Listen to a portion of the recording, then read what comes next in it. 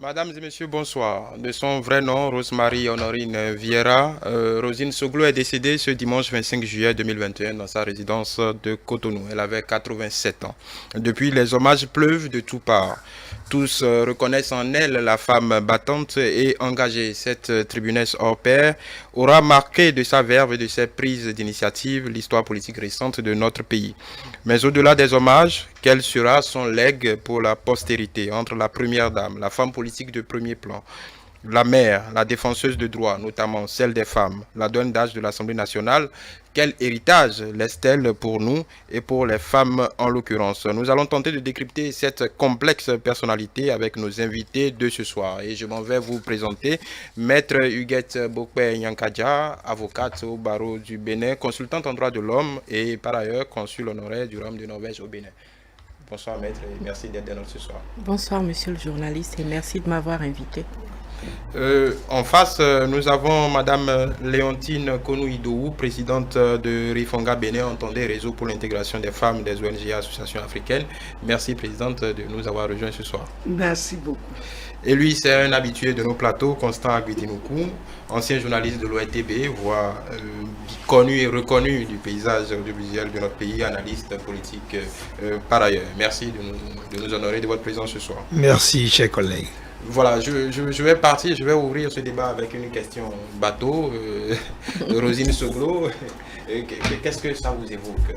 Au-delà du décès, c'est avéré, ainsi de suite. Mais Rosine Soglo, le nom, à quoi ça vous renvoie automatiquement? Alors, moi, ça me renvoie à une grande figure du leadership féminin en Afrique. En Afrique, je pèse mes mots, parce qu'elle n'était pas connue qu'ici. Et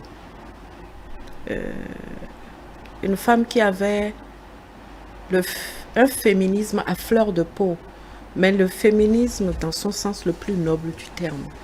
Elle l'avait vraiment à fleur de peau, ce qui fait qu'elle avait un regard systématiquement féministe sur tout ce qui passait sous ses yeux, tout ce qui se passait. Et ça, c'est ce que je retiens le plus. Voilà. Oui, quand on parle de Mémé et Rosine, pour moi, je l'ai connue en 1988, au moment où il n'y avait plus de salaire. Nous avons créé une association AFBD avec Mémé Rosine, Madame Mélégan, Madame Adamo Grasse et beaucoup d'autres, Madame Abalo, Laxon, il y en a qui sont déjà partis, pour pouvoir aider les femmes. Ma soeur vient de le dire. En ce moment, il n'y avait plus de salaire. Les femmes sont seules à se battre pour les maris et les enfants. Et nous nous sommes dit qu'il faut créer une association pour aider les femmes. Et nous avons cotisé de nos poches pendant 6 mois pour monter un genre de mutuelle, pour pouvoir passer de l'argent aux femmes du marché pour les aider à aider leur mari. Et ce que j'ai retenu de Mémé Rosine, on tendait vers 1990. Et un jour, au centre Paul VI, nous étions en réunion. Et on parlait un peu de comment les choses vont finir, quel serait le sort du pays et tout ça là. Et elle a pris une craie. Elle est allée au tableau pour nous expliquer les différents types de régimes en ce temps-là. Pour nous dire, régime présidentiel, c'est ceci, régime semi-présidentiel, c'est cela. Et quel serait le rôle des femmes? Donc, Rosine m'a marqué positivement pendant ce temps. Nous avons travaillé ensemble pendant longtemps, jusqu'à la conférence nationale. Voilà. Monsieur Constant Aguidinoukou. Merci beaucoup. Je ne vais pas oublier de continuer à présenter mes condoléances à papa Nicéphore Dieudonné Soglo, à mes frères Léadi, Ganiou, aux familles Soglo et Vieira. Comme l'a dit le chef de l'État, le président Patrice Talon, c'est une brave. exceptionnelle femme. Je vous assure. Je suis très proche d'elle. J'ai fortement travaillé avec le couple Soglo pendant 6 ans. Transition, et puis les 5 ans de mandat présidentiel. Mémé est extraordinaire. C'est vrai. C'est pas, je le disais déjà de son vivant. J'ai eu l'occasion de le dire souvent de son vivant. Elle m'a beaucoup donné, elle m'a beaucoup appris. Franchement. Elle aime beaucoup écouter. Au départ, je croyais que, bon, elle ne pourra pas nous écouter. Elle voudra prendre ses décisions comme elle veut. Et quand vous n'êtes pas proche d'elle, vous croyez qu'elle est difficile à approcher. Non, pas du tout. C'est après que je me suis rendu compte. On s'est connus en 1989, quand on préparait la conférence nationale. Elle est venue plusieurs fois à la télévision pour me dire, les gars, vous savez ce qui va se passer? Il dit non, madame. Il dit non. Vous, c'est constant, non? Il ne faut pas m'appeler madame. Il faut m'appeler maman. Je suis ta mère, je suis pas madame pour toi. J'ai dit excusez-moi. Elle aime corriger les gens de cette manière. Vous devez tenir bon. Si la conférence échoue, c'est que vous avez échoué. Ça va vous rattraper demain. Je vous avoue que parmi nous, à la télévision, à la radio, on ne percevait pas la profondeur des travaux qui vont se dérouler au PNM à Lyon. Je vous assure, elle nous a réveillés. Elle est venue 2 fois. Un samedi et l'autre fois un dimanche. Elle a dit, je suis allé à la messe, j'ai pensé vous saluer avant d'entrer. Et là, c'était la presse. C'était à la télévision. À la télévision. André-Marie Johnson, Vincent Dassy, Philippe Mousset, Francis Ossou. Bon, peut-être pour vous influencer aussi quelque peu. Au départ, à la seconde rencontre, on a compris que c'est pas pour nous influencer. Qu'elle voulait nous réveiller. Et que nous comprenions bien l'enjeu des travaux qui vont s'ouvrir au PNM à Lyon. Parmi nous, il faut comprendre que tout le monde ne percevait pas la profondeur de ce qui va se passer. Et le jour-là, on a fait au moins 1 heure. C'est nous qui avons demandé, maman, excusez-nous, on va travailler. On doit aller à des reportages, on doit faire des montages, nous ne vous chassons pas. Mais permettez-nous de vous revoir. Et quand elle est partie, André, Francis, on a dit, mais attention, cette dame-là, elle est en train de nous informer. C'est vrai. On a déjà annoncé qu'au premier trimestre de 1990, il y aura ces assises-là. Hein, le bureau politique, toutes les instances du PRPB se sont déjà réunis. Les 6 et 7 décembre pour annoncer cela. Donc, non, on ne peut pas oublier Maman Rosine Soglo. Justement, c'est l'utilité de ce type de format, parce que ce qui est important aujourd'hui, au-delà de la personnalité de la disparue, c'est ce que nous pouvons en retenir comme modèle. Vous parliez de leadership féminin.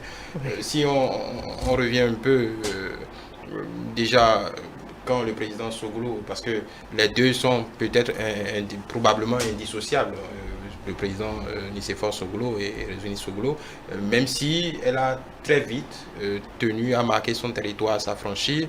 Quand elle est rentrée au palais de la République avec son mari, ce n'était pas la première dame potiche pour rentrer dans les décors. Et si pour ma mémoire de jeune journaliste, on disait déjà à l'époque que c'était la régente du palais, une certaine domination sur son mari. De cette époque, je ne sais pas si... déjà, en fait, la femme de caractère qui allait devenir quelques années plus tard une femme politique de premier plan se dessinait déjà. Absolument. En fait, je m'en réfère à notre première rencontre qui a eu lieu en 89 aussi. Et donc, on avait formé un cercle de réflexion. Moi, je travaillais au cabinet de Maître Alfred Pognon. Et il y avait un cercle d'amis. Et justement, on réfléchissait à ce qui allait se passer. Et donc, on s'était retrouvés au cabinet de Maître Pognon. Il y avait moi, il y avait mon mari, il y avait Feu Thévo Edjret, il y avait Monsieur Tanquino François, peut-être, je ne sais pas, les jeunes ne connaissent pas ces personnes-là, et un certain nombre d'autres. Et donc, on travaillait en fait sur... c'était l'époque où il y avait le réveil de la société civile.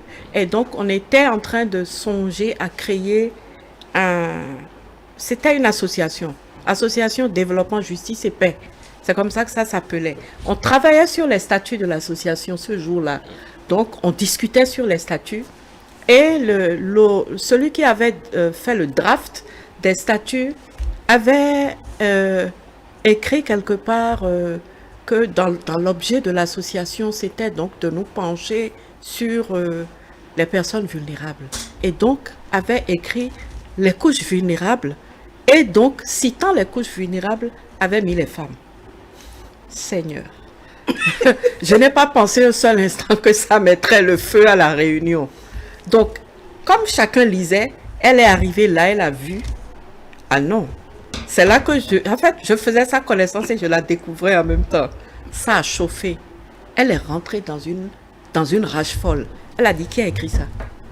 Qui a mis les femmes parmi les couches vulnérables? Qui lui a dit que j'étais vulnérable? Qui lui a dit que j'étais faible? Qui lui a dit que j'avais besoin de pitié? Qui lui avait... Mon Dieu! Et donc, moi, j'étais très jeune à l'époque.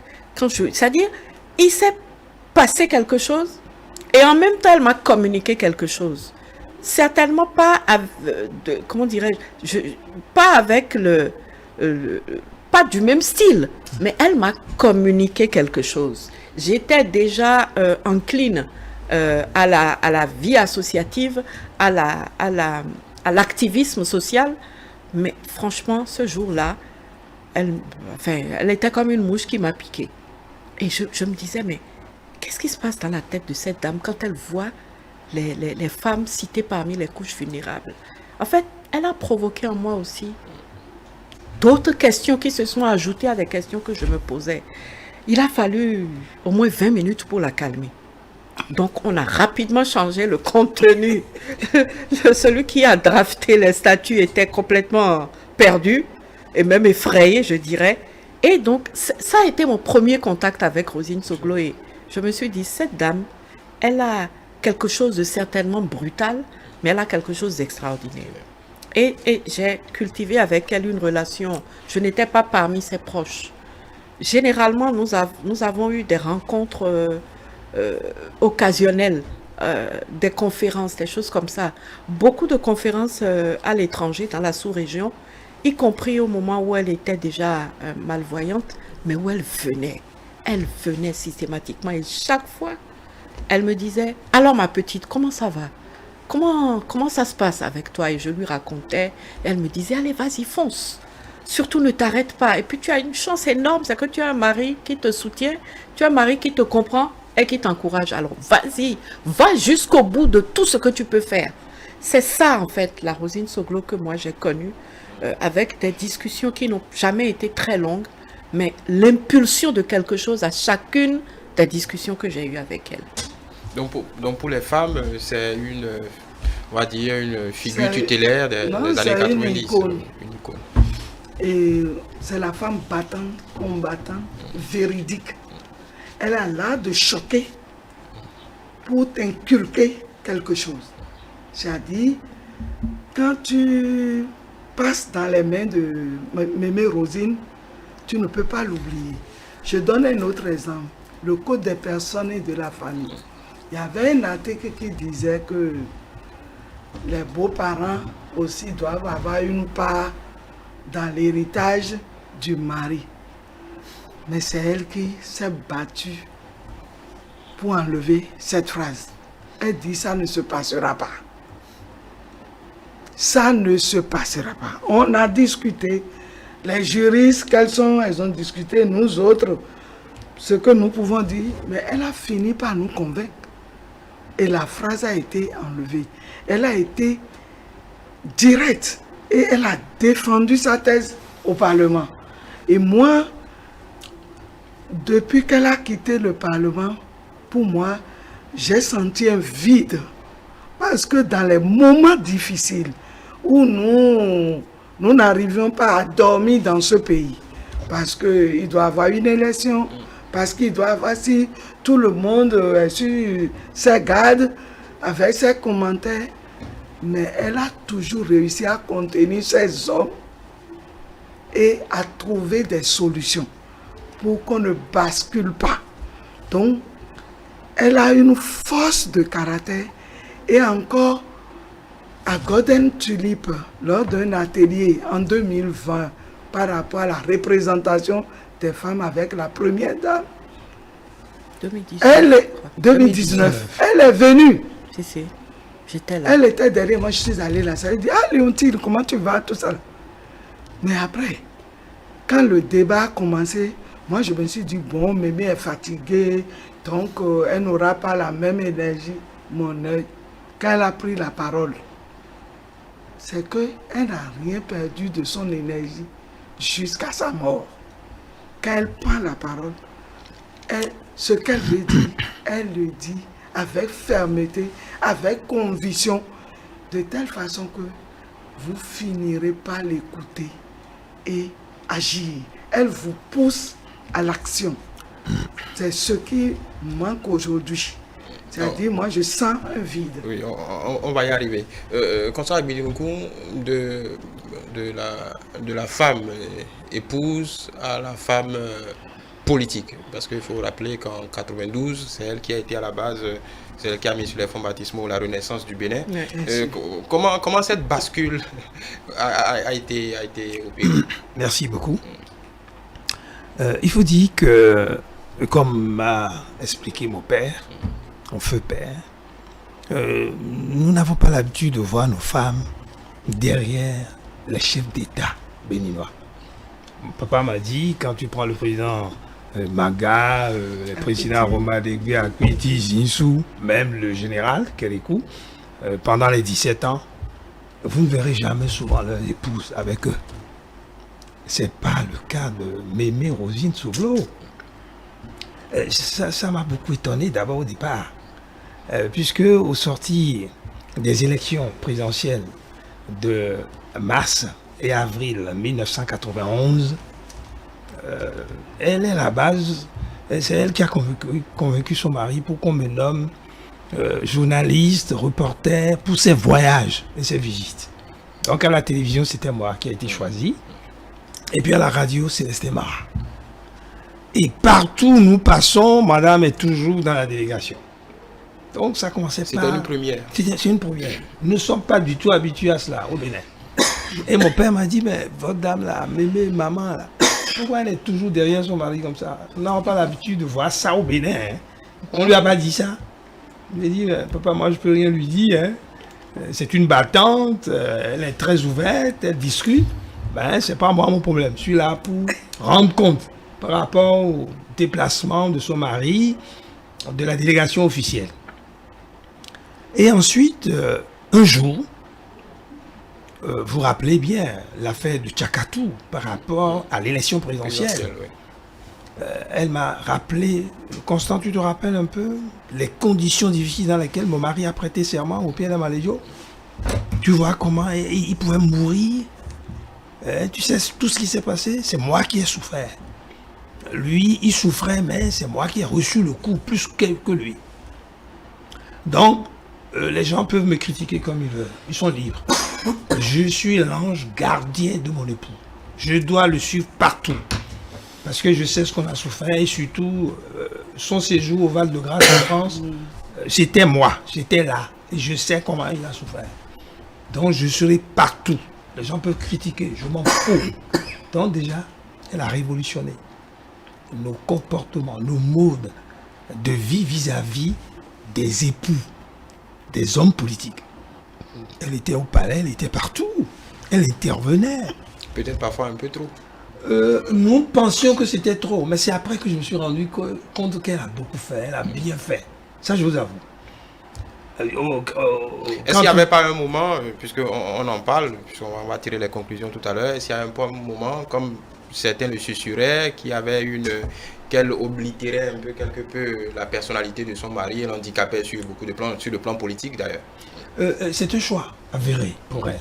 Je me rappelle, vous savez, l'affaire des 10 millions au palais, à l'Assemblée, où on disait le gouvernement instruit le ministre des Finances de mettre 10 millions à sa disposition pour soigner ses yeux. Il avait des difficultés des yeux en ce moment. Et le débat était très houleux, si vous vous rappelez. Tu dois être un peu jeune, certainement. C'était un débat très houleux, où l'opposition tenait à marquer le coup, surtout au président Soglo. C'est ça, parce que c'est l'opposition qui a pris le Parlement en main. Il y avait le président Adrien Mbedi, il y avait le président Bruno Amoussou, le président Séverin Ayoli, c'est les têtes. L'UTR, qui avait plus de députés que tous, a été vidé. Il n'a pas pu avoir un seul membre au niveau du bureau. C'était l'UTR d'Adarin, Timothée, avec les autres. Ça l'a tellement énervé qu'elle a refusé de prendre l'argent. Elle a dit comment 10 millions? Mais ces gens-là, c'est des pauvres. Ça me choquait un peu qu'on traite nos hommes politiques de pauvres. Encore que c'était de l'argent public. Et les gens disaient, mais il n'a pas de fonction politique ni publique. Et les gens disaient, mais c'est la première dame. Il y avait Maître Monou et d'autres qui étaient face à président Thévo, je dirais, Maître Alfred Poyon et les autres, Gratien Poyon, hein, de grands leaders qui savaient ce qu'ils disaient. Mais c'est de vrais opposants qui animaient la vie politique. En ce moment, on n'était pas habitués. C'était la toute première fois où on voyait ces gens-là.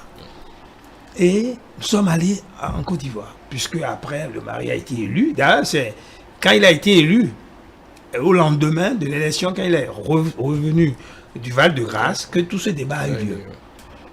On a voyagé, on est allé en Côte d'Ivoire. Et c'est à partir de ça qu'elle a dit au vieux, on l'appelle affectueusement vieux, Félix Houphouët-Boigny. Papa, elle l'appelait papa. Papa, j'ai décidé de créer un parti politique. Je vais le faire. Parce que j'ai constaté que les gens en veulent à mon mari. Et je dois leur tenir tête. Ils ne sont pas plus intelligents que moi. Et le vieux lui a dit, tu peux le faire dans ton pays. Ces hommes-là, je les connais, hein, les Béninois. Ils sont difficiles à manier. Hein. Il dit, je vais le faire. Papa, donnez-moi les conseils. Dites-moi comment je dois procéder. Et effectivement, quand elle est rentrée, elle a commencé par se battre pour créer ce parti. Et figurez-vous, en mars 1992, elle a créé la Renaissance du Bénin. Et beaucoup parmi nous, surtout les journalistes. Parce que dans la délégation, elle côtoyait tout le monde, elle évoquait les choses, elle a un abord facile. Alors ça va, Constant, pourquoi elle pose beaucoup de questions. Est-ce que vous ne voyez pas que le vieux m'a dit que je peux le faire, je ne peux pas le faire? Je dis, maman, c'est un peu difficile. Hein? Il n'y a jamais eu de femme qui ait dirigé un parti politique chez nous. Hein? Je n'en ai pas connu. Il dit, c'est pas un problème. Je serai la seule et la toute première. Je le ferai. Et tu dois être un militant du parti. Après, je lui ai dit, maman, je ne peux pas. Moi, je ne peux pas militer. Je suis journaliste, j'aimerais être indépendant. Indépendant. Tu n'as jamais vu un journaliste indépendant chez nous ici? Il dit, maman, je veux. Nous avons essayé de rendre compte par rapport aux travaux de la conférence nationale. Nous voulons garder cette vie-là. Moi, je ne peux pas être militant. Il dit, tout le monde veut aller au bureau, au conseil du parti. Si tu ne veux pas, ça va être dans l'affaire. Parce qu'on est devenu très proches. Elle aimait poser des questions, inviter les gens à savoir ceci. Elle posait plus de questions que nous, alors que nous sommes journalistes. Donc c'est là où il y a eu la bascule? Carrément. Et elle a mis sur les fonds baptismaux le parti. En mars 1942, je me rappelle comme c'était hier. Et Maître Raoul Assomba, Massime Kodissi, Nathanaël Ba, c'est les tout premiers qui sont venus. Je les voyais, je les côtoyais. Et un jour, elle disait, voilà, maître, vous voyez, Constant, il est toujours là avec nous, mais il ne veut pas militer. Et le maître m'a dit, mais Constant, c'est quoi un journaliste? Il y a plein de journalistes qui sont des hommes politiques, qui sont des militants. J'ai dit, non, moi je veux rester un peu à l'écart, pour pouvoir mieux vous critiquer. Et on rigolait. Effectivement, elle a mal pris le fait que j'ai dit que je ne vais pas militer dans la RV. Elle était prête à me donner des postes importants. Elle dit, tu ne veux pas être député? Je veux que tu sois sur la première liste de la RB. Il a dit non, maman, je veux rester à l'ORTV. On a encore beaucoup à faire. La presse vient de démarrer, nous n'avons pas encore cet esprit de liberté. Pendant 17 ans, on nous a engoués et c'est la vue unique du parti. j'ai compris que cette dame veut aller loin, je vous assure. Elle était une battante, elle posait des questions. C'est vrai qu'elle disait beaucoup de choses à son mari. À des moments donnés, nous avons un peu l'impression que c'est elle qui dominait le mari, qui imposait ses vues. C'est ça que je tentais de dire. Je croyais, mais en fait, c'était pas ça. Le mari a compris que c'est grâce à elle qu'elle a surmonté toutes ces difficultés liées à sa maladie. C'est ça le vrai problème. Donc, puis un jour, le président nous a dit, les Béninois sont libres de croire que mon épouse me domine. Mais il a fallu qu'elle soit là pour que je survive. Sinon, j'étais dit à mort. Je vous assure. Et d'ailleurs, vous savez, la toute première déclaration du président, il a dit, c'est cette femme qui m'a maintenu en vie. C'est ça, le président Soglo l'a dit. Et c'est vrai. Quand vous voyez tout ce qui s'est passé, c'est la réalité. Maître Bokwe, là, on était face quand même à un précédent, pas seulement au Bénin. Dans la sous-région. Une femme, déjà, première dame, qui, déjà, contrairement aux autres premières dames de la sous-région, pas seulement au Bénin, s'affranchissait un peu des us et coutumes convenus derrière le chef de l'État. Elle a créé la fondation déjà Vidolé, est devenue femme politique ensuite. Est-ce que du côté, je ne dirais pas féministe, mais est-ce que de ce côté-là, dès que ça s'est fait, ça n'a pas quelque peu brouillé les pistes au niveau de... Vous parliez d'icône tout à l'heure pour les femmes déjà à cette époque, en devenant la femme politicienne qu'elle est devenue. Est-ce que la pratique politique n'a pas quelque peu brouillé disons, la résonance qu'elle pouvait avoir auprès des femmes dans leur ensemble dans le pays? Disons qu'en fait, il s'est passé beaucoup de choses à la fois.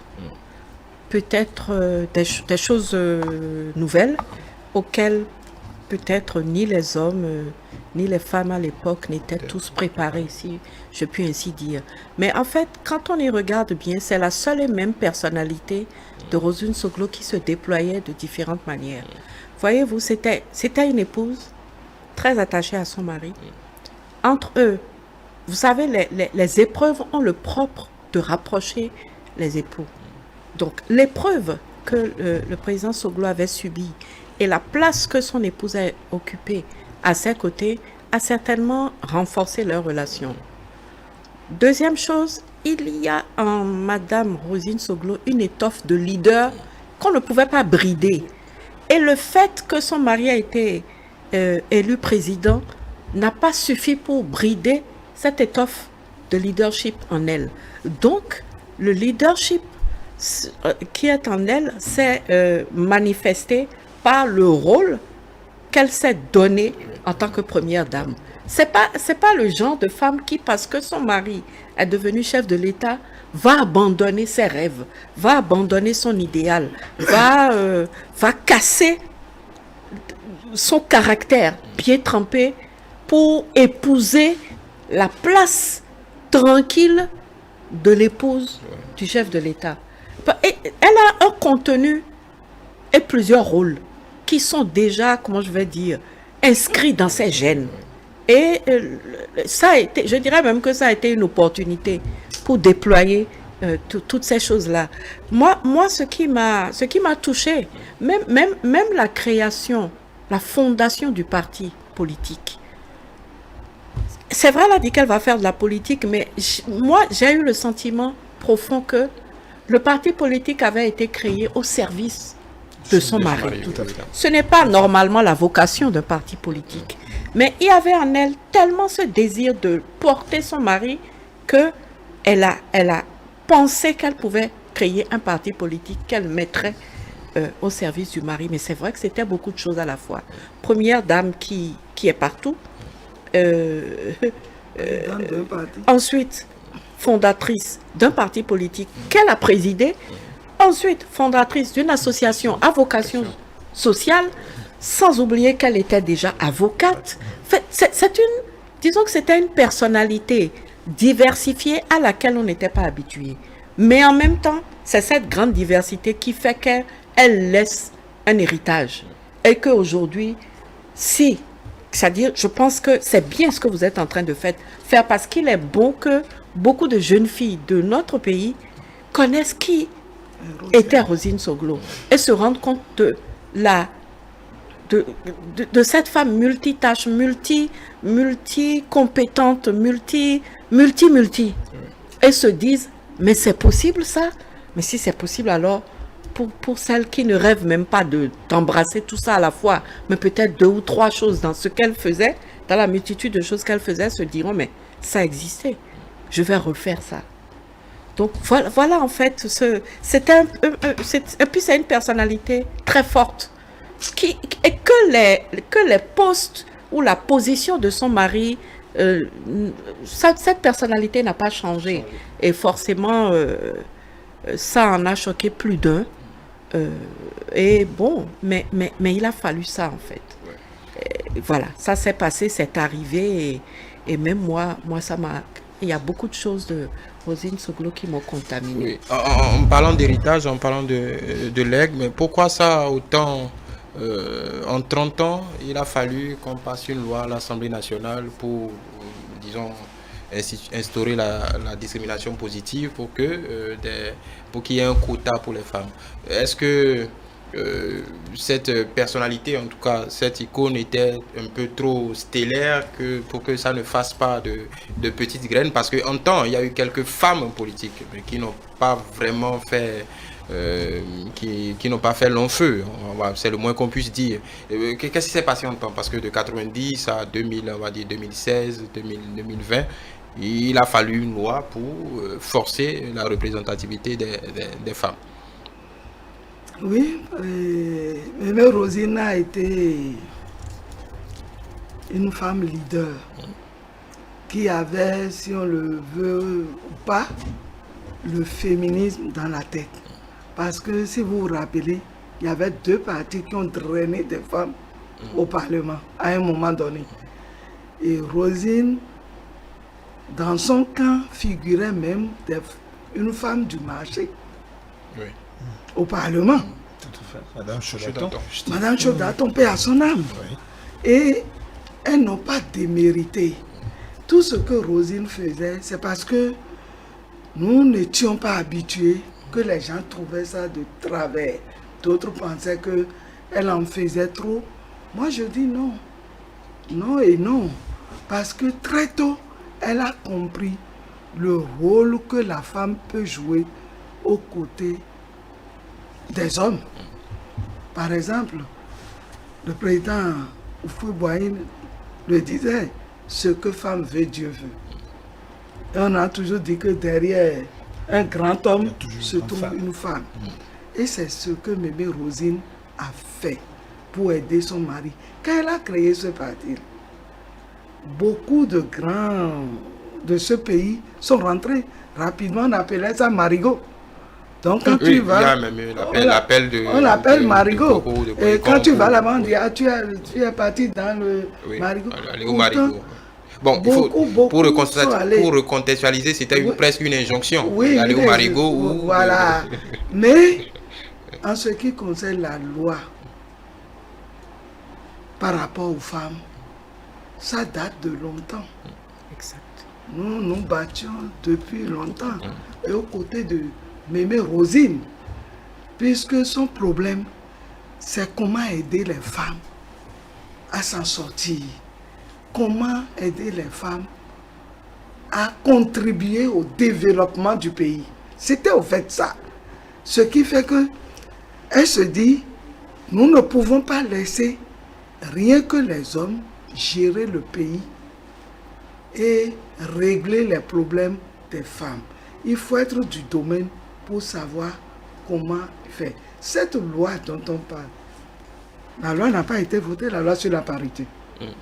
Cette loi dort encore. Et il paraît qu'il faut réintroduire, comme il y a eu un nouveau parlement.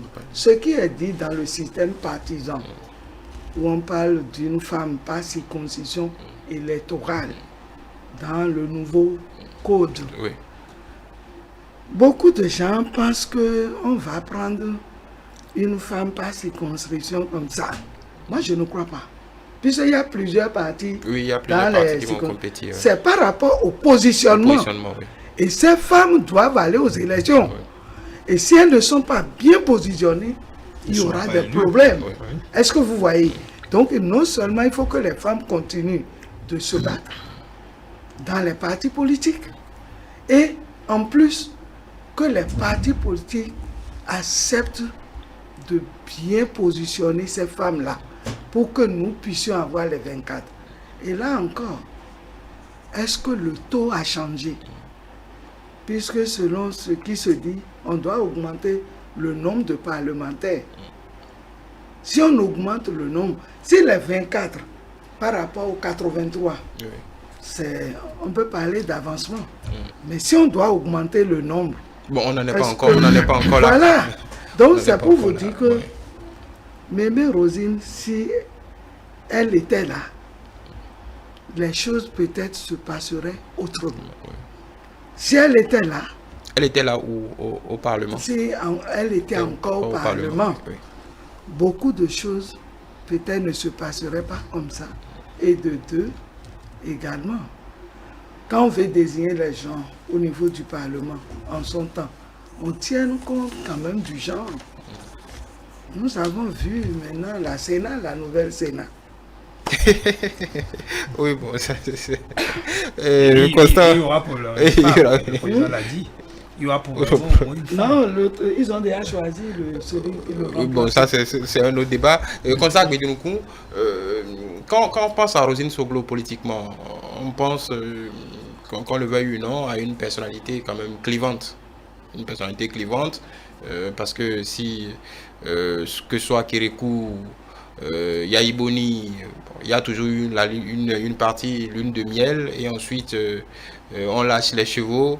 Il y a eu cette constante à travers le temps. Est-ce que c'était simplement par souci de défendre les plus faibles, les plus vulnérables, ou comme femme politique, comme tout politique, des calculs politiciens, et qui justifiait un peu, parce que sous Yaïboni, quand même, on est allé très loin, parfois à l'Assemblée nationale, on est allé vers une théâtralisation un peu d'une sorte d'une forme d'opposition qu'on avait jamais vue, inédite, qui parfois frisait avec l'outrance quand même. Est-ce que ça, et elle assumait, ça on peut lui reconnaître, elle assumait parfaitement cette personnalité clivante au fil du temps. J'ai écouté certains leaders, anciens leaders de l'ARB, le président Abraham Zilouroué, M. Epiphane Kelom sur le plateau. On écoutera ils ont été clairs. Cette dame-là, quand vous la choquez, elle vous choque aussi parfaitement. Exactement. Elle ne rate pas. Parce qu'elle m'a souvent dit, vous savez, vous êtes des phallocrates. Et toi, tu es un prince. Vos coutumes d'Abomey, là, vous voulez toujours malmener les femmes.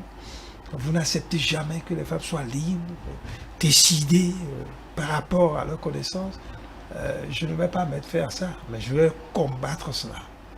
Elle me le disait. Elle n'a pas foi aux yeux. Et chaque fois, c'est pour défendre la justice. Elle n'aime pas l'injustice. Toute personne n'aime l'injustice, mais son cas est particulier. Que ce soit vis-à-vis du président Kérékou, du président Yaïboni.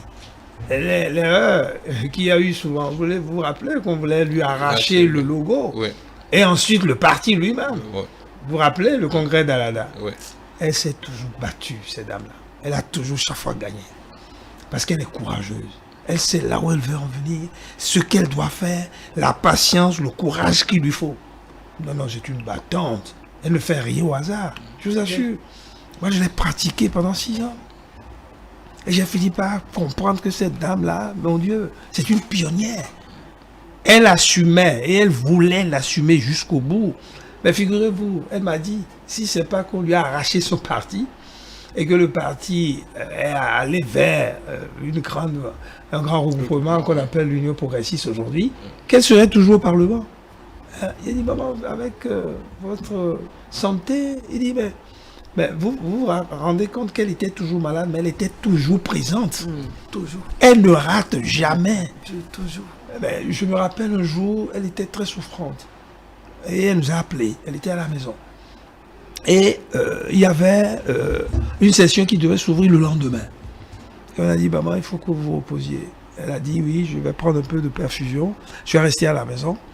Et papa lui disait, non, demain tu n'iras pas à l'Assemblée. Elle n'a rien dit. Mais le lendemain, elle s'est préparée pour dire je vais. Mais si vous voulez que je m'arrête, alors que j'ai décidé, je suis élu, les électeurs, qu'est-ce qu'ils vont me dire? Je vais à l'Assemblée.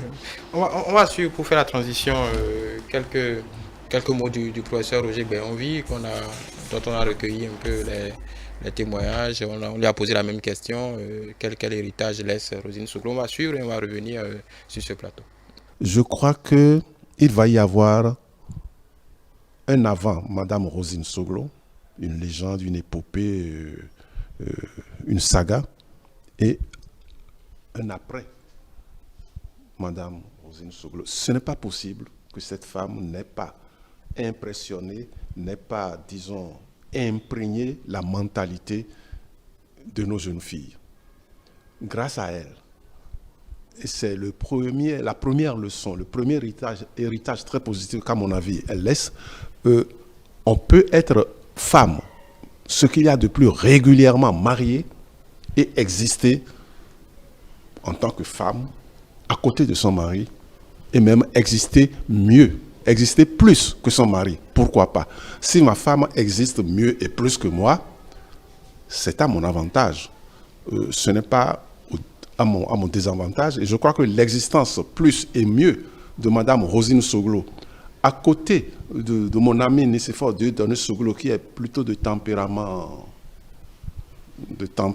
doux, ah non, d'exister comme feu à côté de l'eau, ça a été une très bonne chose pour Nicéphore Dieudonné Soglo. Et je crois que ce couple atypique nous permet de voir l'autre côté de la réalité, nous permet de voir les choses différemment. Votre femme qui réussit, c'est une bonne chose pour vous. Pourquoi ça doit être toujours l'homme? Donc, on peut être femme et faire de la politique. Je sais que c'est très difficile. Rien que le fait d'être appelé au gouvernement, parce que le président de la République a remarqué votre brio dans la société civile et veut que vous mettiez ce brio, cette brillance, si j'ose dire, au service de la République.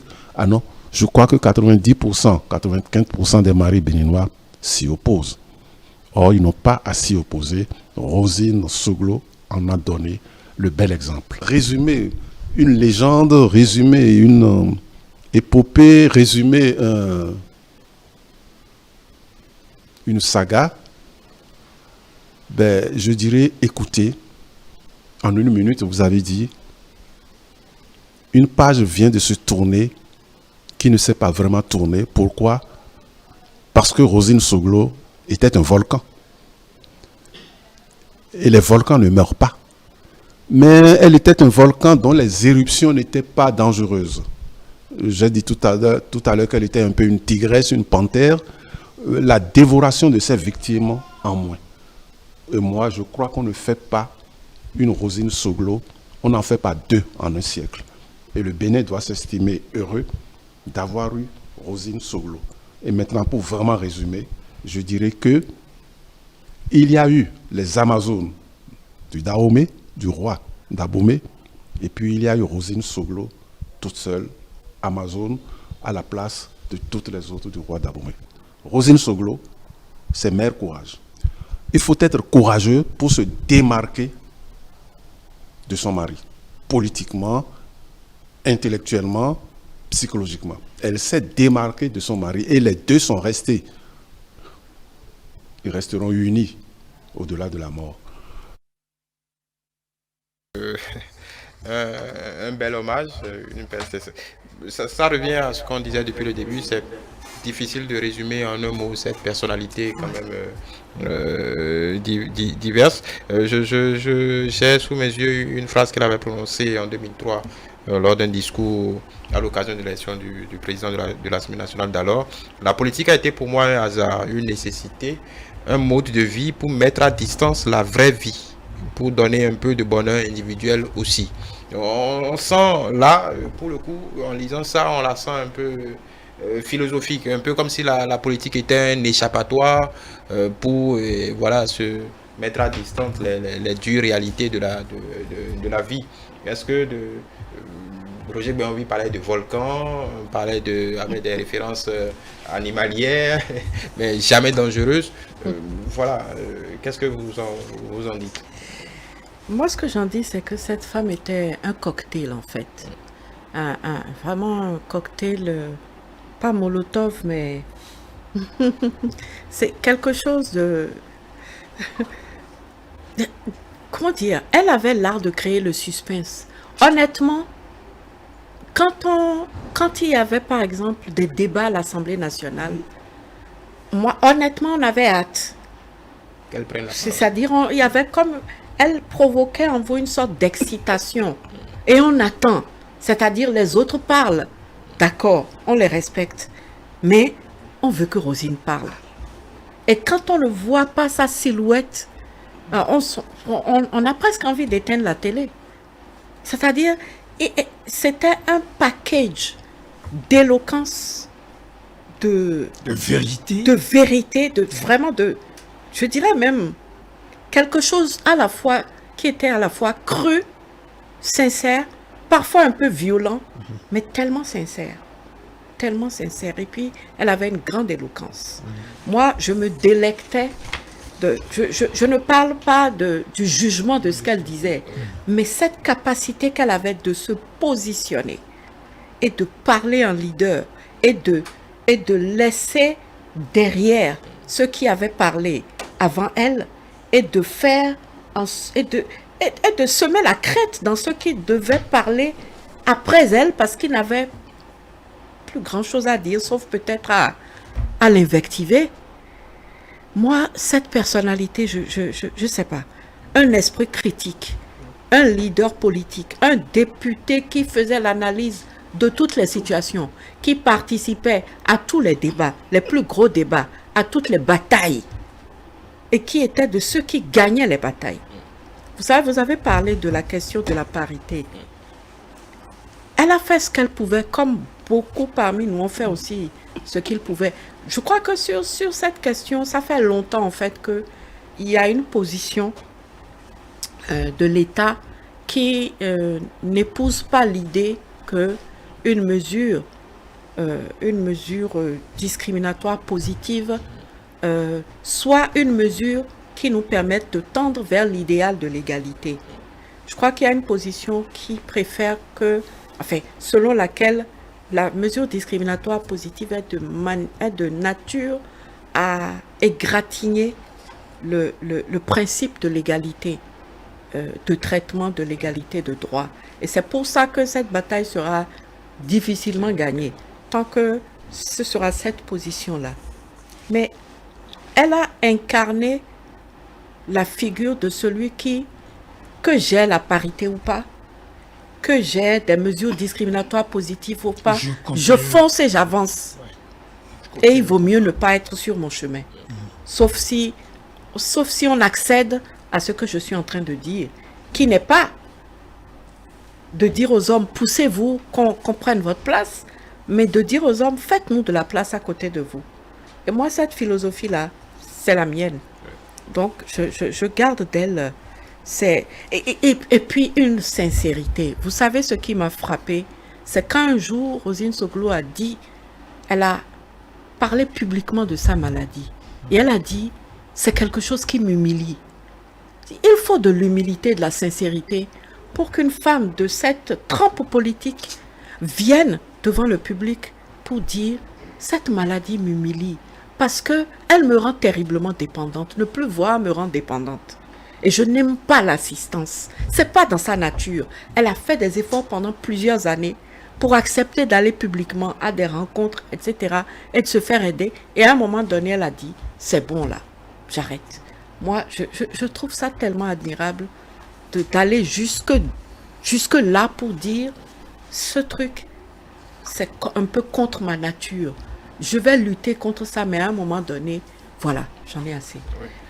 Voilà. En parlant toujours d'elle, de son héritage, est-ce que vous parliez de contenu tout à l'heure, d'éloquence, de prise de position? Est-ce que ce n'est pas ça qui manque aujourd'hui au niveau? Parce qu'aujourd'hui, sans faire mauvais jeu de mots, tout le monde est leader. Il y a apparemment, c'est devenu un métier, tout le monde est leader. Il y a des formations pour devenir leader. Il y a des leaders partout. Et ça, ce n'est pas forcément adressé qu'aux femmes. Est-ce que aujourd'hui, ce qui manque le plus, est-ce que c'est pas le contenu? Parce qu'il y a un florès de discours conventionnels. Il y a l'éloquence, Oui. hein, et il y a la vérité. Elle n'a pas peur de dire la vérité, quel que soit ce que ça va lui coûter. Et dans le même temps, Mémé Rosine n'est pas vindicative. Elle peut crier sur toi. Oui. Elle peut te faire des reproches. Mais si le moment arrive où elle sent que avec toi, elle peut avancer, elle te rappelle encore. Oui, bon, pas vindicative, mais bon, Oui. pas égratigner le personnage, Non, mais ouais. il y a eu des batailles à l'Assemblée nationale Bien sûr. où ça a été vraiment terrible. Oui, c'est terrible. Mais est-ce que vous l'avez écouté? Comme l'a si bien dit ma soeur, quand il y a débat au Parlement et que Mémé n'a pas encore pris la parole, pour moi, c'est tout comme si rien n'a été encore dit. Et quand elle parle, elle sait remettre chacun à sa place. Et quand elle remet les gens à sa place, cela ne veut pas dire qu'elle ne va plus traiter avec cette personne. Pas du tout. Mais c'est pour calmer le jeu. Parce qu'elle a un objectif. Et contre vents et marées, elle doit atteindre son objectif. C'est ça que nous devons, qui manque aujourd'hui, et que nous devons, ça doit faire partie de l'héritage qu'elle nous a laissé. La vérité. Dire la vérité. Pour sauver les circonstances, nous devons nous approprier de cela. Et ne voir que le développement du pays. Parce que dans tout ça, elle veut que son mari réussisse son mandat. Même il faut la voir. Nous étions allés une fois chez elle, dans sa maladie, pour un plaidoyer où on a besoin de son mari. Nous sommes allés à la maison. Elle ne voyait plus. Mais nous étions là. Elle s'est levée devant nous. Elle est allée seule dans sa chambre, prendre quelque chose, revenir seule, s'asseoir. Nous étions tous sidérés. Et elle nous a expliqué beaucoup de choses. Et ce que nous avons, c'est toujours par rapport à la représentation des femmes. Mais tout de suite, elle a dit qu'elle est partante. Et elle a dit à son mari, tu dois y aller. Et le mari a dit oui, que dès que nous serons prêts de l'appeler, et lui-même il va venir pour intervenir. C'est pour vous dire que peut-être les gens pensent, chacun a sa nature. Comme vous venez de le dire, apprendre le leadership, c'est un fait. Mais il y a des gens qui sont nés leaders. Et pour moi, le leadership de Mémé Rosine, elle est née avec. Et elle sait ce qu'elle veut faire. Et rien ne l'arrête. Et ça, nous devons copier ça. Les générations qui nous suivent, cela doit leur servir de leçon. Parce qu'aujourd'hui, Mémé Rosine est partie, même ses ennemis regrettent son départ. Ses adversaires politiques. Ses adversaires politiques. Non, vous savez, l'homme n'est pas un saint. On a toujours des gens qui nous aiment. On a des gens qui ne nous aiment pas. La nature est ainsi faite. Est-ce que vous voyez? Mais tout ce monde reconnaît le côté positif de Mémé Rosine. Voilà. Constant Abidinoukou, est-ce qu'on parlait de vérité tout à l'heure, est-ce qu'on n'occupe pas aussi la valeur travail? Parce que avocate, sans aucun passé de militantisme politique, embrasser une carrière politique de cette façon, en créant un parti politique et en restant dans l'arène, en étant très active, rester une femme politique de premier plan jusqu'en 2019, elle a été doyenne d'âge de l'Assemblée nationale. Ça demande quand même parce que c'est pourquoi je parlais de contenu tout à l'heure. Aujourd'hui, on a souvent que des discours conventionnels. Ou des discours, est-ce que ça, ce n'est pas peut-être le plus bel héritage qu'elle laisse? Elle m'a dit un jour, Constant, mon père m'a envoyé en France à 12 ans. Elle a dit, mon père me traitait comme un homme. Mon père, nous sommes 4, je suis la seule fille, les autres ce sont des hommes. Mais on ne m'a jamais traité comme une fille. Donc elle a déjà pris l'habitude, dès le bas âge, de se comporter comme un homme. Et en France, c'est pas ses amis les plus sérieux, ce ne sont pas des femmes. Elle m'a dit non, je suis toujours dans des milieux d'hommes. À la Sorbonne, ailleurs, on discutait. Elle aimait les débats. Elle a déjà le courage de comprendre ces choses. Vous savez, quand vous vivez en France, vous voyez un peu le milieu. C'est pas comme en Afrique. La Sorbonne, ces années-là également. Vous voyez un peu. Donc elle est déjà habituée au débat. De prendre les devants. Madame travaille beaucoup, je vous assure. Ces choses-là, j'ai eu le temps de le dire dans des reportages. Peut-être les gens ne croyaient pas. Un jour, à 0 heure, vous imaginez qu'à 0 heure, elle n'est pas rentrée. Moi, je suis en train de faire un autre travail. Elle m'appelle pour dire, elle habitait les 40 logements là. Son bureau était là. Et elle m'appelle, je dis, elle a envoyé un chauffeur. Je dis, maman, c'est quoi ça? À cette heure-ci, elle est où là? Elle est à son bureau. Je dis, moi je suis fatigué. Et je suis parti, elle travaillait. Et qu'est-ce qu'elle voulait? Que demain, je dois tout faire pour l'interviewer, qu'elle doit envoyer cette interview au cours d'une conférence en Allemagne. Je dis, maman, vous auriez pu me dire ça depuis la journée pour que je me prépare. Demain matin, vous savez, là, je travaille. Demain matin, je pensais dormir jusqu'à 9h, 10h. Elle dit qu'elle me fait l'interview à 7h. Parce que c'est DHL qui doit envoyer ça. Je dis, alors qu'à minuit, elle est encore au bureau. C'est pas de la blague, elle travaille beaucoup. Ça là, c'est ça, tout ça là qui l'a d'ailleurs affaibli. Parce qu'elle est souffrante et elle travaille. Et puis elle travaille avec tout le monde. Monsieur, elle a dit, Malheureux a fait des révélations hier. Elle a dit, moi j'ai fait des études jusqu'en 4e. Je suis pas un intellectuel. Mais il y avait plein d'intellectuels, vous imaginez. À la RB, il y a trop de cadres de haut niveau. Mais je les revois. Ils sont trop nombreux qui ont milité à la RB. Pourtant, elle travaille avec des femmes illettrées qui n'ont jamais mis pied à l'école. Le jour où elle a proposé à Ladji Balé-Rossou d'être sur liste pour la 3e législature, lui-même n'en revenait pas. Il dit, ah bon, maman, vous pensez à moi? Quand je viens là-bas, c'est tout le français, tout plein de gens, des agrégés, des médecins.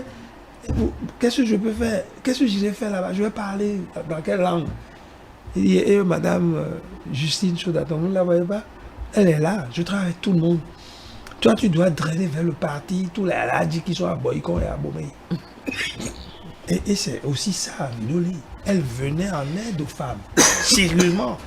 Elle a même créé un fonds pour les microfinances, pour aider les femmes, sans intérêt. Il lui est arrivé de m'envoyer à Tanguita, parce qu'une dame a fait le triplé. Vous l'informez, elle ne peut pas se déplacer, aller 2 fois. Elle envoie des gens. Moi, je me suis dit, moi, je ne milite pas dans la RB. S'il n'y a pas de cas, il dit, bon, je te fais confiance, c'est ce que tu me dis. Et j'accepte pour aller enquêter, pour savoir si cette dame a effectivement fait le triplé. Quelles sont les conditions de son mari? Elle vit dans quel milieu? Est-ce qu'elle a un peu de moyens? Qu'est-ce qu'on peut lui faire? Tu t'imagines? Pour plein de personnes, c'est pas cette dame seule. Vidolé, c'est dans tous les départements. Je vous assure, je suis allé en mission plusieurs fois comme ça, pour elle. Ça dit s'enquérir de la vérité, de l'appel et du soutien qu'elle peut faire à cette famille-là. Elle le faisait à cœur ouvert. Et elle invite les femmes. Elle leur demande, non, venez vers la RB, militez. C'est pour vous demain. Moi, je veux partir. Mais la RB, elle n'a jamais pensé que la RB va mourir un jour. Non. Elle me disait toujours, il faut, Constant, je veux que tu viennes. Viens, pour que ce parti-là survive. Je dis, non, mais maman, vous avez tellement de cadres. Quand je viens ici et que je vois tout ce monde, qu'est-ce que moi je viendrai faire? Mais en vous écoutant, la fondation et le parti étaient La fondation était une antichambre elle ne s'en cachait pas du tout. Elle veut soutenir les gens, elle est dans le social. Oui. Mais si vous pouvez venir vers elle, c'est une merveilleuse chose. C'est intelligent.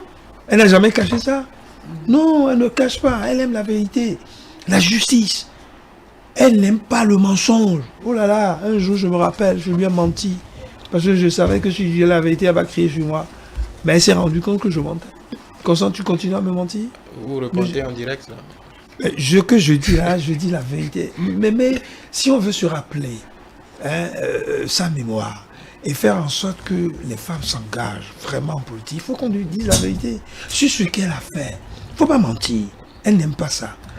Elle s'est trop battue. Je sais de quoi je parle. Un jour, j'ai dit, mais je vais écrire un ouvrage. Il dit non, c'est pas un homme. Elle a confié cette tâche à une de mes consoeurs, Claude Da Silva. Mais elle aime la perfection. Claude est encore sur l'ouvrage jusqu'aujourd'hui. On ne l'a pas encore publié. Là, j'ai dit à Claude hier, il faut que tu te battes pour publier ce ouvrage. C'est important. Elle aime trop la perfection, la compétence. Rien au hasard. Il faut aller loin. Il faut tenir bon. Mais vous n'imaginez pas qu'avec sa maladie, elle continue à tenir. Elle m'a dit si ce n'est pas que son parti là a été pris en charge, elle va continuer à aller à l'Assemblée. Vous imaginez? C'est-à-dire qu'elle sait que le combat doit continuer et qu'elle ne doit pas arrêter. Voilà, maître, aujourd'hui, disons déjà pour les femmes, quel est le... Constant Bédinkoum parlait d'engagement. Vous parliez tout à l'heure de contenu, vous parliez disons, de leadership. Quel est le message aujourd'hui? Qu'est-ce que les femmes d'aujourd'hui, quelles puissent être leurs conditions, peuvent en tirer du parcours de Rosine Soglo? D'abord, ce qu'elles peuvent en tirer, c'est que une femme est capable aussi bien qu'un homme. Une femme a les mêmes capacités qu'un homme. Elle a au moins les mêmes capacités qu'un homme. Deuxième chose, c'est que on peut être marié et faire de la politique. On peut être marié et être député. On peut être marié et être avocat. Je dis ces choses-là parce que ce n'est pas évident pour tous les jeunes. Surtout les hommes, oui. N'est-ce pas? C'est pas évident. Donc, c'est des choses... Voilà les choses qu'elle a laissées. Et le mot clé pour moi, c'est le mot du leader. En fait, le leader, c'est celui qui fait d'autres leaders. Tant que vous n'avez pas fait des petits, si je puis ainsi dire, vous n'êtes pas un leader. Vous devez avoir impacté tellement qu'on a envie de vous imiter et qu'on vous imite effectivement. Et moi, c'est cet effet-là, l'héritage qu'elle laisse, c'est la possibilité. Parce qu'elle a déjà montré, elle a eu beaucoup de générosité et elle n'a pas arrêté de dire, tu peux, vas-y, allez fonce, d'engueuler presque les jeunes femmes qui sont encore dans j'y vais pas, j'ai peur, je recule. Elle n'aimait pas du tout ça. Donc elle avait l'art de nous pousser, en fait. Pas avec beaucoup de mots. Et donc ce leadership-là, moi je voudrais que ça contamine plusieurs autres jeunes femmes. Il a parlé du travail. C'est vrai, elle abattait un travail incroyable.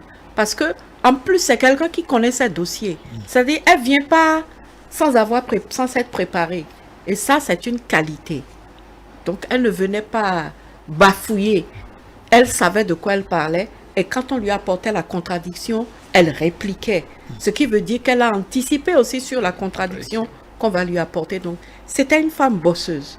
C'était une femme qui croyait qu'à compétence égale, elle avait le droit aux mêmes opportunités. Et ce sont les choses, c'est ça qu'il faut transmettre à nos petites sœurs.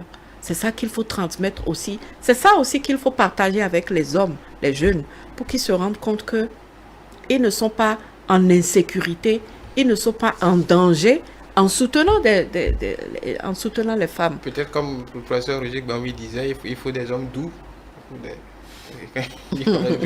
Non, l'objectif n'est pas d'adoucir les hommes, de les émasculer, non, pas du tout. Mais l'objectif, c'est qu'on s'accorde. Qu'il y ait une compréhension. Qu'on s'accorde que quand on dit même droit et opportunité à compétence égale, c'est pas une charité qu'on demande. C'est simplement que justice, que la justice soit établie, ou que s'exerce, et que toutes les opportunités profitent également aux femmes. Donc moi, je crois que si je résumerais, je parlerais de leadership sous plusieurs angles, n'est-ce pas? Mais c'est ça en fait, c'est de pouvoir faire des... Moi, je suis l'un des petits qu'elle a fait. Elle m'a marqué et c'est les mots qu'elle m'a dit ont sonné dans mon oreille. On n'a pas la même personnalité, mais je crois profondément aux choses qu'elle voulait transmettre.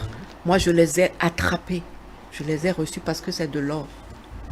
Nous allons, avant de vous donner la parole, nous allons écouter Abraham Ziziroké, son témoignage. On a fait un long chemin avec Madame Viera Rosine Soglo. C'est une dame qui a rafraîchi la politique au Bénin, l'ancien Dahomey. Je le dis parce que nous avions des habitudes, des traditions. Et elle est venue, si on peut dire, bousculer un peu ces traditions en politique. C'est une première nouveauté de voir permanemment une dame aux côtés de son époux, président de la République, partout, bras dans bras. Le Béninois n'était pas, même le Dahomey n'était pas habitué à voir cela. Et ça a été diversement apprécié. Deuxième nouveauté, première femme chef de parti politique.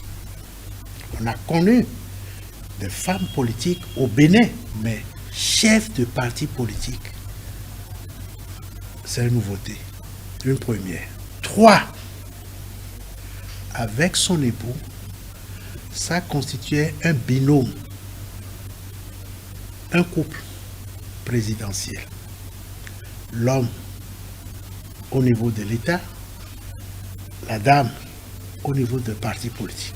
Donc, une sorte de État-parti. À ce niveau, c'est une première. C'est une première dans l'histoire politique récente du Dahomey Bénin. Elle était la seule fille de ses parents au milieu des garçons. Donc, elle a été éduquée comme ça. Donc, ça, c'est important de le dire pour la jeunesse béninoise, pour nos femmes et nos jeunes béninois, pour savoir que ce qu'on est après, c'est l'éducation qu'on a reçue, c'est la formation qu'on a reçue, c'est l'itinéraire qu'on a connu.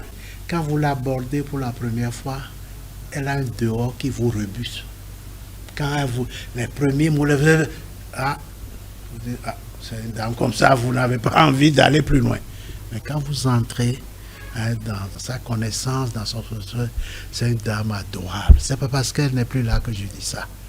Quand elle vous fait confiance, quand elle fait un deal avec vous, ce qu'il faut retenir de cette dame par rapport à aujourd'hui, au parti politique que nous avons, que ce soit du pouvoir ou de la mouvance, c'est la combativité.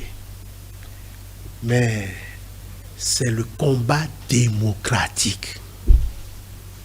C'est ça. Elle est républicaine. Elle est démocrate.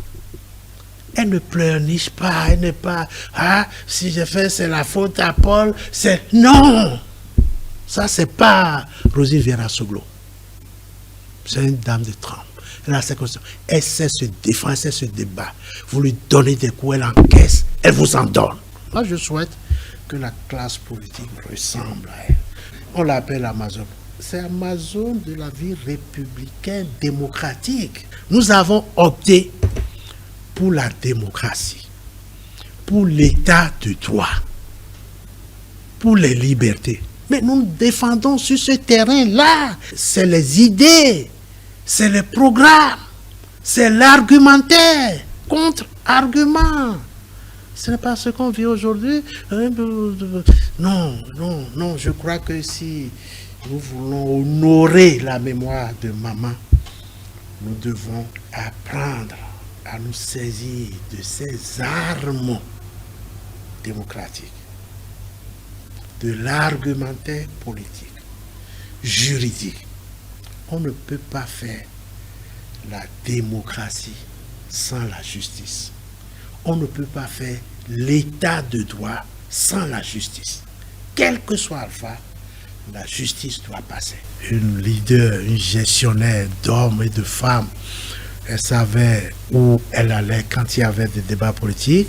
On était un certain nombre autour d'elle. Si la Renaissance du Bénin a connu des problèmes vers la fin de son... C'est ce côté très maternel qui a fait que la Renaissance a eu cela. Sinon, peut-être, aujourd'hui, il n'aurait pas eu paix, il n'aurait pas habillé tout ça. Ça aurait été la Renaissance du Bénin, forte, grande, mais le fait d'être très patrimonial a fait qu'il y a eu... il n'y a aucun homme, aucune femme parfaite sur cette terre. Elle a beaucoup fait. Que beaucoup de Béninoises, de Béninois tirent vraiment, qu'elle soit une source d'inspiration dans le combat politique, le combat altier, le combat de dignité qu'elle a toujours mené. Elle n'a jamais pleurniché. Ça, je tiens à ce que les uns et les autres sachent que ce n'est pas en pleurnichant, sans vouloir instrumentaliser son décès qu'on irait loin. Elle n'a jamais pleurniché. C'est un peu comme si Abraham Ziziroué avait anticipé sur tout ce que nous disions sur ce plateau. Jamais pleurniché, combative, recevoir endurante, des coups, endurante, donner. Elle reçoit, elle te donne. Comment, j'ai envie de revenir quelque peu par le passé sans vouloir indexer, disons, certaines femmes politiques, parce que des femmes politiques de qualité, il y en a toujours eu. Pourquoi, avec un tel exemple de réussite, quoi qu'on puisse en dire, que ce soit dans la politique, dans la vie professionnelle, ainsi de suite, dans la vie familiale aussi, on y reviendra. Pourquoi aucune femme politique n'a pu prospérer ces 30 dernières années? On en a eu qui se sont présentés aux élections présidentielles, mais n'ont pas pu rassembler autour d'elle. Est-ce que c'est parce qu'il y avait elle devait aller prendre la potion magique chez Rosine Soglo, même si elle ne s'est jamais présentée aux élections, ou il y avait des qualités réelles qui manquaient? Non, le problème, pour moi, Mémé Rosine est un spécimen à part.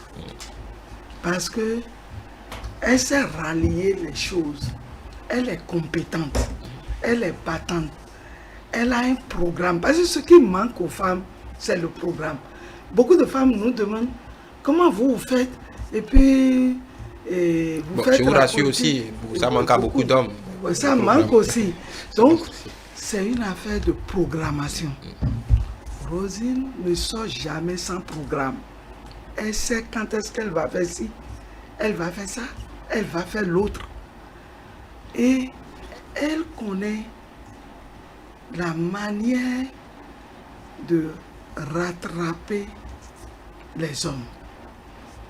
Cela veut dire quoi? Cela veut dire que quand bien même vous l'attaquez, elle prend son temps pour revenir à la charge.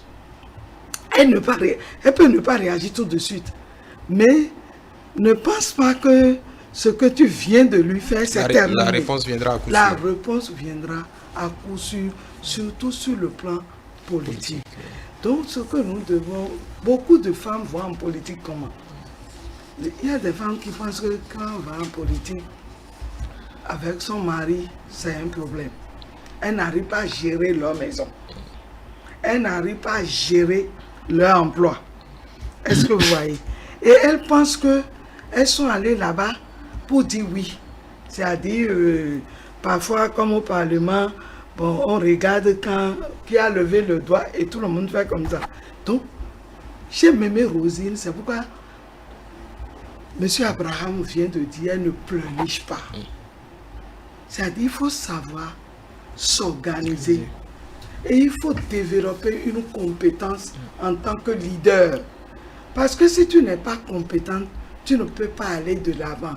Quand elle va à une réunion, à l'assemblée, à une conférence, elle se prépare à tel point qu'elle sait qu'elle peut être attaquée. Mais si elle est attaquée, quelle réponse elle doit apporter? Donc, elle prépare tout ça. C'est ça que nous devons saisir. Nous devons copier. Nous devons nous approprier de cette compétence, de cette femme leader. Parce que le leadership, on dit leader. Quand tu es leader, ce n'est pas pour toi seul. Ma soeur l'a dit. C'est surtout pour les autres. C'est surtout pour les autres. Comment amener les autres à être comme toi? Ça doit être ta préoccupation. Mais si tu es leader pour toi-même, tu n'as rien fait. Si tu es leader et que tu n'es pas une femme exemplaire, donc si on appelle ton nom quelque part, les gens peuvent dire ah oui, au moins elle est acceptable. Vous n'êtes pas une femme leader. Donc, pour aller en politique, on ne va pas en politique pour les beaux yeux. C'est ce que beaucoup de gens pensent et elles y vont et elles n'y arrivent pas, comme Mémé Rosine. Mémé Rosine, c'est que là-bas, c'est un débat d'idées. Donc, il faut se préparer pour pouvoir être à la hauteur et donner son savoir. Parce que si elle parle et que c'est un vide, ça n'a pas d'importance. Elle dit des choses qui ne sont pas concordantes. Vous croyez que les gens allaient la pleurer aujourd'hui? Je ne pense pas. Cela veut dire que nous devons être compétents. Nous devons avoir un programme. Nous devons avoir l'écoute. Et c'est ça que M. Agbidi a dit. Elle a l'art d'écouter. Elle a l'art de poser des questions. Et elle a l'art de voler au secours des autres. On parlait tout à l'heure des jumeaux. Elle en a fait dans le plateau pour des triplés. Elle en a fait à beaucoup d'endroits. Est-ce que vous voyez? Parce que elle ne peut pas faire tout ça si elle n'est pas une femme qui a du caractère et qui a une programmation dans ses activités. Une question sur le plan purement politique. Est-ce qu'avec le recul, en 2019, la renaissance du BN n'a pas manqué un coche? On parlait de sa qualité d'écoute. Est-ce que d'anticipation, est-ce que à ce moment-là, elle n'a pas manqué d'anticipation? Abraham Zizou le disait, peut-être qu'il y avait un attachement à Tavik à ce parti. On était prêt à aucun compromis là-dessus. Est-ce qu'il n'y a pas eu un passage qui a été raté? Quand on fait le recul et qu'on analyse bien, elle n'aurait pas dû laisser le parti à son fils, dit. Je crois que c'est le gros problème. Tu vois, je la comprends. Elle pensait qu'en famille, il jouerait un rôle important. Oui, justement, ça, sans vouloir vous interrompre, c'était une critique aussi. On parlait d'entreprise familiale, on accusait les Soglo de vouloir installer une dynastie parce qu'il y avait le père, le fils, la mère. Elle pensait qu'elle s'achemine vers ces derniers moments. Et que qui aurait la chance de mieux garder ce parti et de le faire vivre? À un moment donné, elle a pensé à son fils. Je crois que c'était une erreur. Je suis sûr que si elle avait laissé le parti à des gens comme Abraham Ziloukoui, Massim Kouidissi et d'autres, et puis Falkenom, ça pourrait mieux marcher. Voyez-vous, le parti, là où le premier problème sérieux, à la fin de sa carrière politique, c'est 1980, c'est 2016. Il y a eu scission. Vous vous rappelez, le père nous a appelé à voter pour le président Talon. Quand lui et le parti, et une partie importante du parti, voulaient Zizou. Vous voyez, tout ça, ça a créé beaucoup de problèmes au niveau même de la famille. Parce que, et madame, et le président Soglo ont appelé à voter pour Talon. Alors que le fils et certains d'autres ont dit non, c'est Zizou. C'était mauvais. Cette crise-là a perturbé la vie politique, la vie du parti. Ensuite, c'est une dame qui n'est pas rancunière, malgré tous les problèmes. Vous savez, le logo, c'est le président Abraham Zizou qui a défendu en tant qu'avocat. Mais 2 jours avant, elle disait, non, tu peux peut-être échouer, parce que tu sais, ils sont pour moi. Hein. Est-ce que la justice sera de notre côté? Ton échec, c'est pas toi, c'est mon échec. Et le président lui a répondu, Abraham Zizou, non, je vais te défendre, nous allons gagner. Et finalement, ils ont gagné. Sinon, vous vous rappelez, ils voulaient prendre le logo, faire partie le parti. Et si, c'est le logo qui permettait aux populations de voter la RB. En fait, c'est ça. Oui, c'est ouais, là, on sait, on comprend. Si on changeait le logo, c'est fini. Surtout pour les législatives. Donc, ils se sont battus pour gagner. Parce qu'elle croit à la justice. Franchement, elle me parlait, elle a fait le droit. Elle a été d'abord huissier et ensuite avocat. Donc, elle maîtrise bien les problèmes de droit. Et elle savait là où en venir. Et un autre caractère, Épiphane, comme l'a dit ici, je me suis aperçu, puisqu'elle m'en a parlé, avant d'aller à l'Assemblée, elle étudie tout. Et elle distribue les rôles. Vous devez aborder ceci, vous abordez ceci. Mais elle n'est pas rancunière. Arrivée là-bas, Malekos l'a dit, Épiphane Kenom l'a dit, à des moments donnés, la tournure du débat, eux ils disent non, nous ne pouvons pas dire ce que maman nous a confié de dire. Et ils changent. Oui. Mais elle tient. Elle, ce qu'elle a dit, elle le dit. Parce que je dois dire ça, elle le dit. Mais les autres disent non, avec la tournure, non, nous ne pouvons plus dire. Yacoub, malheureusement, vous dit, moi je pense toujours à là. Je dis, Dieu n'a pas dit de dire ceci. Dit, oh Dieu, toi aussi, laisse Dieu de côté. Et aborde ce que je te dis. Mais elle n'est pas rancunière. Quelques moments après, il les appelle pour dire, bon, oublions, hein, on va revoir les choses. Mais je souhaite que vous défendiez ce que je vous ai dit de faire. Quand on est dans un parti, on suit le leader du parti. Donc, elle n'est pas rancunière. Elle ne se fâche pas pour ces choses-là. Non. Elle t'amène à comprendre pour que tu fasses mieux demain. C'est difficile d'avoir des dames comme ça. C'est une dame de fer, très intelligente, d'esprit ouvert. Non, je l'ai beaucoup pratiqué. Vous imaginez, je n'ai jamais voulu lui parler de ma famille. Elle a été marraine pour 2 de mes enfants. Vous imaginez? 2 fois. Et les 2 fois, c'est mon épouse qui allait la voir. Moi, j'ai dit, elle dit, ah bon, ton mari ne m'a rien dit et c'est toi qui viens me dire ça? Mon mari n'aime pas toujours aborder les problèmes de famille. On va écouter Fatoumata Batoko et on revient sur ce plateau. J'ai retenu de la présidente Rosine Soglo son courage. J'ai retenu son franc-parler. J'ai retenu son cran. C'est une femme de tête, une femme de cran, et qui n'hésite pas à dire ce qu'elle pense. Et une femme qui s'est battue pour la démocratie et pour nos libertés individuelles. Et je crois qu'en tant que femme du Bénin, nous devons toutes travailler à mériter son héritage et travailler et continuer de méditer sa mémoire. Parce que ça ne court pas les rues, les femmes politiques comme Rosine Soglo. Et dans un environnement où c'est les hommes qui plutôt sont majoritaires dans la vie politique, dans l'animation de la vie politique, il y a des exemples à suivre, comme celle de Madame Rosine Soglo, pour que les femmes aussi y apportent leur contribution. Quand on prend la société béninoise, c'est plus en majorité les femmes, c'est fait en majorité de femmes. Et donc quand on considère comment c'est géré et que cette gestion est faite seulement par une partie de la composition de cette société et que l'autre partie est exclue, c'est certain que ça va être handicapé, c'est pas équilibré. Et donc, l'apport de Madame Rosine Soglo a été de démontrer aux femmes du Bénin qu'elles doivent prendre leur place dans l'animation de la vie politique. Je vais dire toutes mes condoléances sincères à son époux, le président Nicéphore Soglo, et à ses enfants et à tous ses proches. Et aussi mes sincères condoléances aux femmes du Bénin qui ont perdu ainsi un porte-flambeau.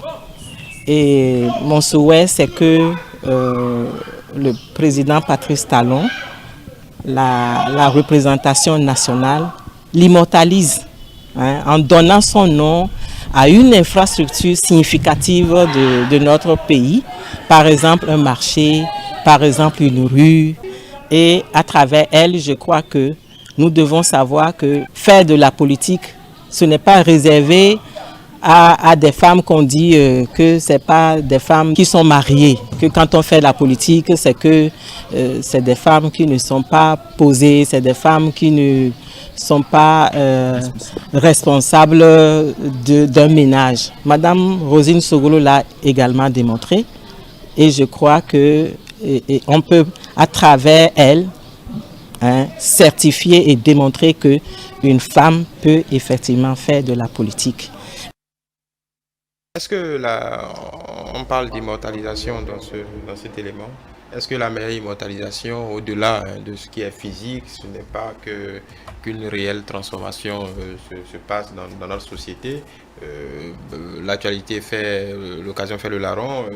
Le Conseil des ministres évoquait, il y a dans sa dernière mouture, la réforme de l'Institut national de la femme. Est-ce qu'en réalité, rendre hommage pour que Rosine Soglo puisse vivre dans la mémoire collective, est-ce que ce n'est pas réussi cette transformation qui donnerait un peu plus sinon qui rendrait aux femmes leurs droits simplement, sans tomber dans le, disons, dans le féminisme béat ou la pitié tout azimut, mais reconnaître les droits qu'il faut aux femmes de notre pays. Oui, je crois que de toute façon, il y a plusieurs façons d'immortaliser aussi. Monsieur Constant Aguidinoukou, vous avez parlé d'un livre. Moi, je rêve de voir ce livre paraître parce que ça sera on pourra lire son histoire, on pourra la citer, on pourra vraiment s'en inspirer. Ça va apporter beaucoup de choses. Revenant maintenant à l'actualité, je ne sais pas, c'est bizarre que ce soit une saison au cours de laquelle elle part et cette institution, l'annonce de cette institution a été faite. Moi, je crois qu'il ne peut pas y avoir meilleure manière comment dirais-je, de continuer quelque chose. C'est une décision politique courageuse que moi je salue. Tous ceux qui me connaissent savent que je suis un ardent défenseur des droits des femmes. Mais comment dirais-je, je me permets de revenir un peu sur la personnalité, sur ce qu'elle transmet aussi. C'est qu'on n'a pas besoin d'être parfait avant d'être une belle personne. Rosine Soglo était une belle personne, mais qui n'était pas parfaite, comme personne n'est parfait. Et je dirais même que l'erreur en griffe stratégique qu'on a relevée tout à l'heure par rapport au parti, tout ça montre en fait son côté humain, son côté qui peut avoir des failles. C'est tout ça qui fait le personnage. Il y a en elle quelque chose de profondément humain, de profondément attaché à sa famille. C'est quelqu'un qui n'a pas de gêne à prendre publiquement des nouvelles de ses petits-enfants. C'est ça aussi. C'est vraiment une personne entière. Et c'est cette entièreté-là qui est empreinte d'une grande sincérité, d'une grande spontanéité, qui fait partie aussi de ce qu'elle nous transmet et que l'argent ne peut pas acheter. L'estime de soi, la dignité de soi, la dignité des autres, un sentiment, une recherche profonde de la justice qu'elle exprime à sa façon.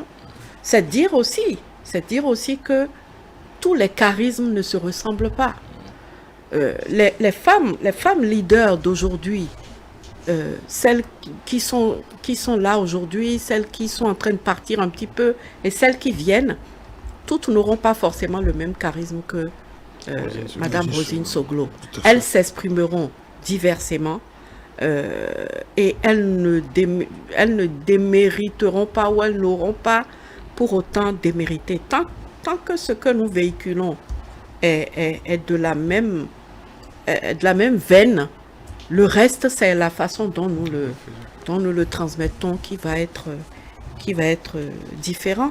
Je ne sais pas si nous en aurons encore l'occasion, mais j'aimerais bien dire, c'est un peu comme si je m'adressais à maman Rosine Soglo pour dire, tu as mené le bon combat, tu as mérité ton repos. Tu as transmis un héritage que l'argent n'achète pas. C'est ce que je disais tout à l'heure. L'intégrité intellectuelle, l'intrépidité, si je peux appeler ça, je dirais même une once d'insolence ou cette absence de peur, en fait, de dire les choses qu'on pense. Et tout ça, c'est ce que tu as constitué. Tu étais une belle personne, tu n'étais pas parfaite. C'est ce que je disais. Tu étais une belle personne. Et je présente mes condoléances à son époux, à ses enfants, à sa famille, en leur disant une chose. Ils sont bénis d'avoir eu une aussi belle personne.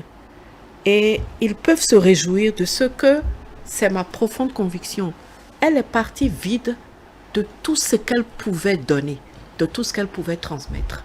Et il nous appartient de recevoir cela à pleine main, à plein bras. C'est un bel hommage, je vous sens très ému. C'est un bel hommage, je pense qu'on est tous bénis de l'avoir connu. Je rappelle à vous tous qui nous suivez que vous pouvez, il nous reste encore quelques minutes, vous pouvez appeler et poser des questions ou dire votre sentiment par rapport à cet immense personnage, si on va dire, et cette immense personnalité. Qu'est-ce que pour vous, quelle est la meilleure façon de l'immortaliser?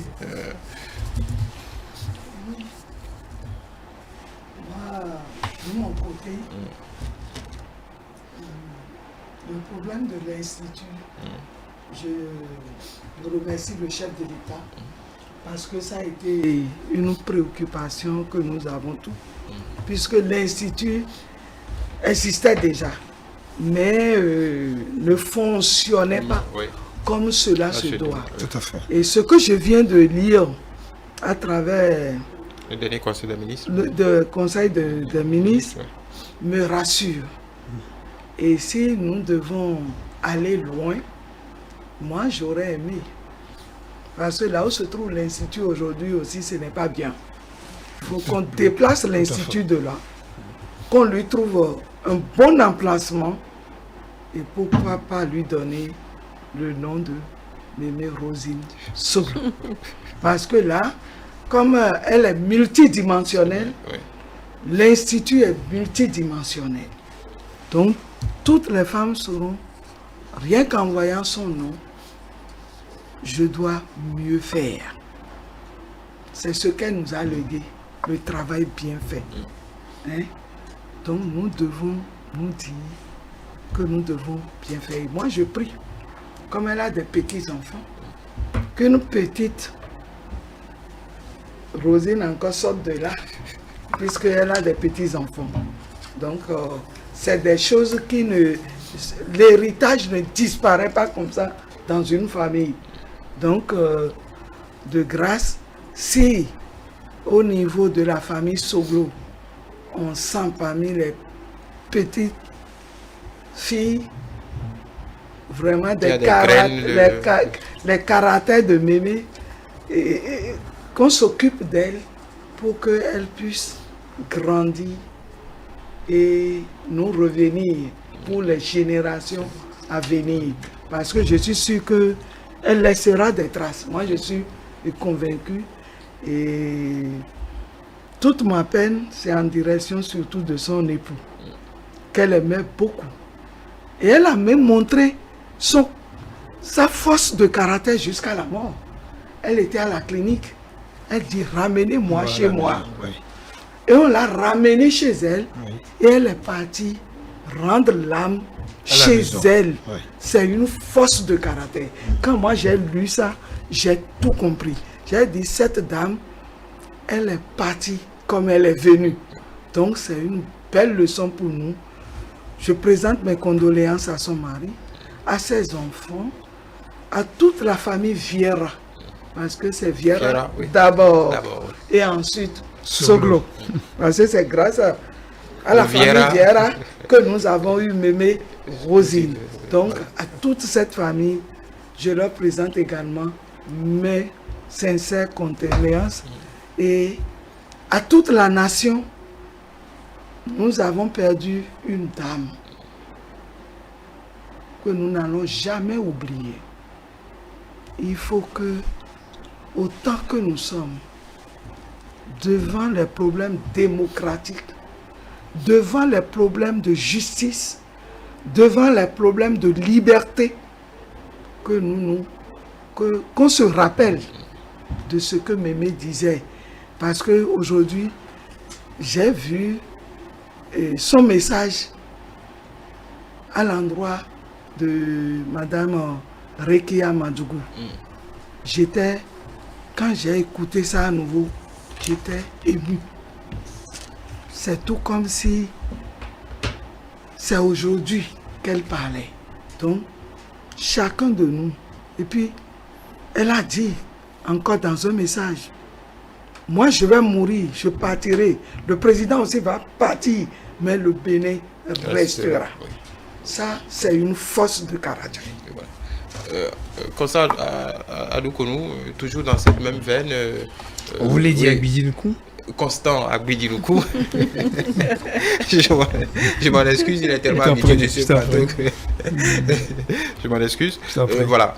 En parlant d'immortalisation, bon, on ne va pas se lancer dans une course aux échalotes, mais est-ce que réellement le combat des femmes qu'elle a porté pendant pratiquement toute sa vie, est-ce que ce n'est pas en enseignant, parce que quand on parle de femmes, on parle d'abord de petites filles, quand on parle d'hommes, on parle d'abord de petits garçons. Est-ce que le véritable combat ne se joue pas déjà à ce niveau si on aspire tous à une société où chacun serait à sa place et jouirait de tous ses droits et pour pouvoir assouvir son épanouissement? Je sais qu'il y a des battantes aussi.